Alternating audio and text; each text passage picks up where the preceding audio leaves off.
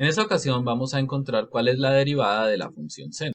Para ello, vamos a empezar por hacer un repaso de las cosas más importantes que necesitamos recordar para encontrar la derivada. Es decir, repaso de identidades trigonométricas, repaso de unos límites trigonométricos, puesto que la derivada es un límite, y obviamente vamos a repasar qué es ese cuento de la derivada. Cuando tengamos esas tres cosas refrescadas, entramos y atacamos el problema de demostrar cuál es la derivada de la función seno. Empezamos haciendo el repaso de la definición de derivada. En este momento, si estamos viendo este video, deberíamos saber que la derivada de una función en un punto A es la pendiente de la recta tangente a dicha función en ese punto A. La verdad, eso es algo más como por cultura general, porque para efectos de este video, lo que en realidad tenemos que saber es que la función derivada se encuentra mediante un límite, y ese límite es el límite cuando h tiende a 0 de f de x más h menos f de x todo sobre h.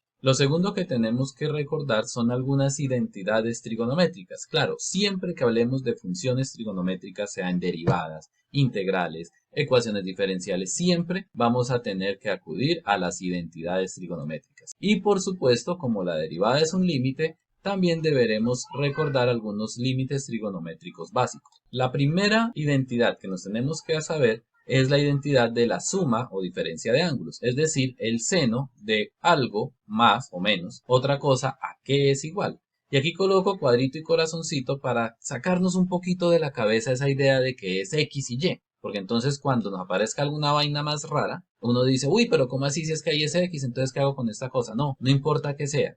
Esta identidad y las que vamos a escribir funcionan para cualquier cosa que se esté sumando con otra y sean el ángulo del seno.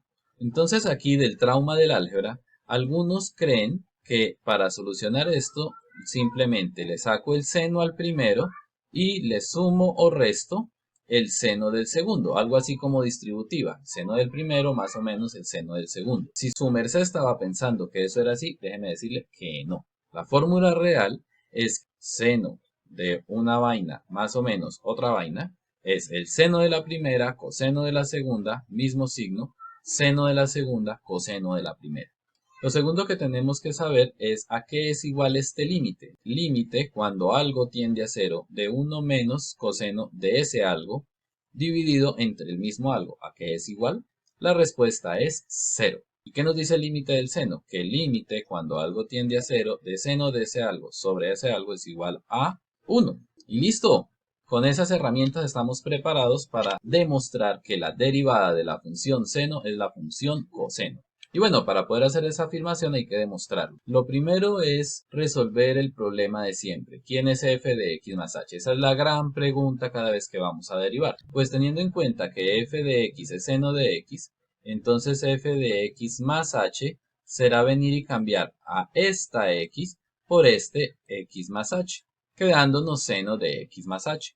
Así, recordando que la derivada de cualquier función es el límite cuando h tiende a 0 de f de x más h menos f de x todo sobre h, solamente nos resta reemplazar. Entonces, la derivada del seno sería igual al límite cuando h tiende a 0 de f de x más h. Ah, pero es que f de x más h era seno de x más h. Entonces venimos y cambiamos a f de x más h por seno de x más h. Menos f de x.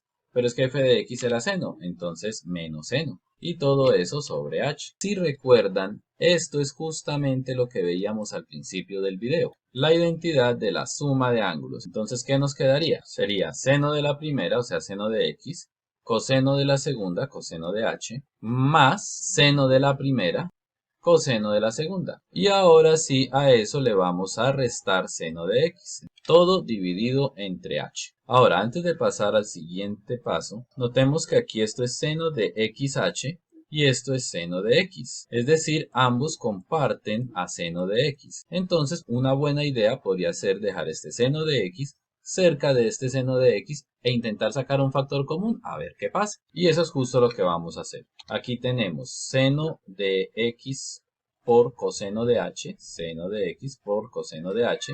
Y ahora este menos seno de x vamos a venir y lo voy a colocar acá, quedándome menos seno de x.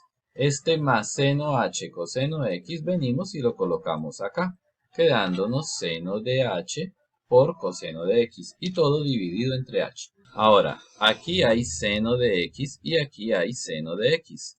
Entonces, como ya habíamos dicho, vamos a sacar factor común seno de x. ¿Y qué me queda? Pues quité este seno de x, entonces me va a quedar el coseno de h, que lo vamos a colocar acá.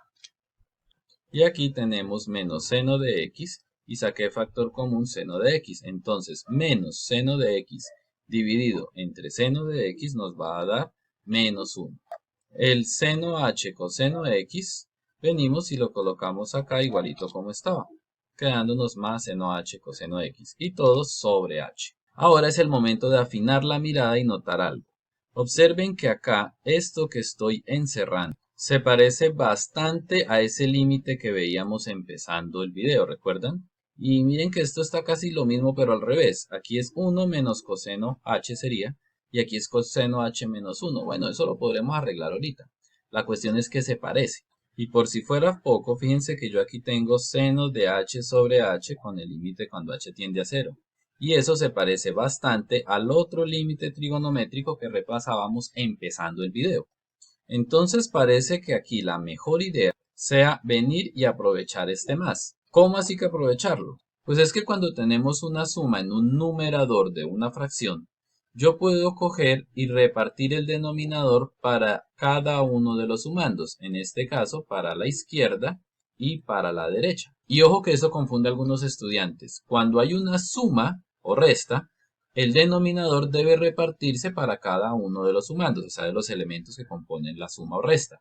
Pero cuando hay una multiplicación, lo vamos a ver ahorita, no es necesario repartirlo para cada uno, sino que puedo dejar el denominador para el factor que yo desee, es decir, para el elemento de la multiplicación que yo quiera dejar ese denominador. De esa manera tendremos límite cuando h tiende a 0 de seno de x por coseno de h menos 1, mírenlo, igualito, sobre h, más seno de h coseno de x, todo sobre h. Otra vez, el h fíjense que se repartió tanto para este como para este sumando.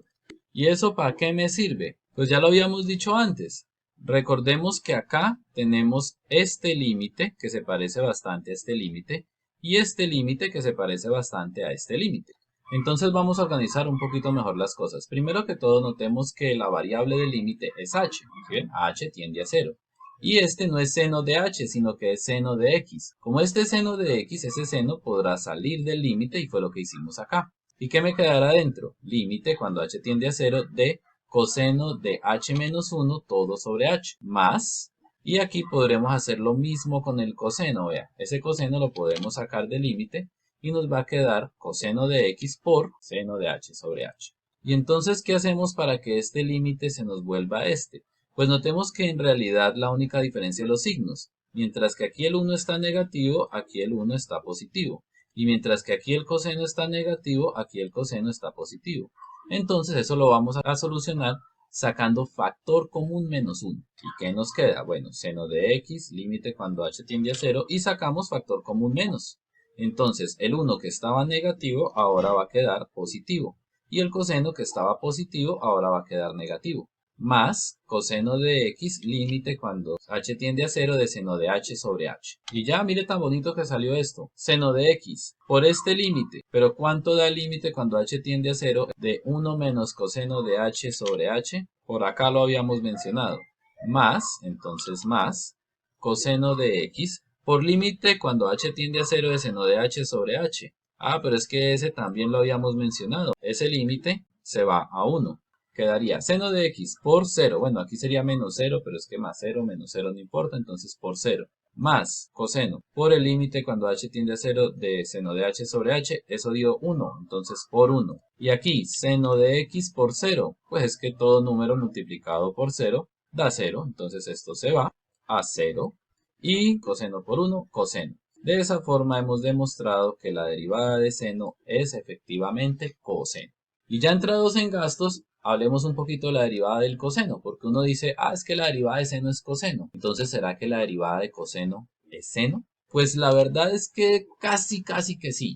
La derivada de coseno es menos seno, casi la misma, pero con un menos. Sin embargo, esa no la voy a demostrar porque sale prácticamente idéntica a la del seno. Lo único que debemos tener a mano es la identidad trigonométrica del coseno de la suma o diferencia de dos ángulos. Y ojo con esta diferencia, fíjense que lo que hay acá es muy parecido a lo que hay aquí, pero es al revés. Es decir, que si aquí es más, aquí vamos a poner menos, y si aquí es menos, aquí vamos a poner más. Eso es todo por esta ocasión, hasta la próxima.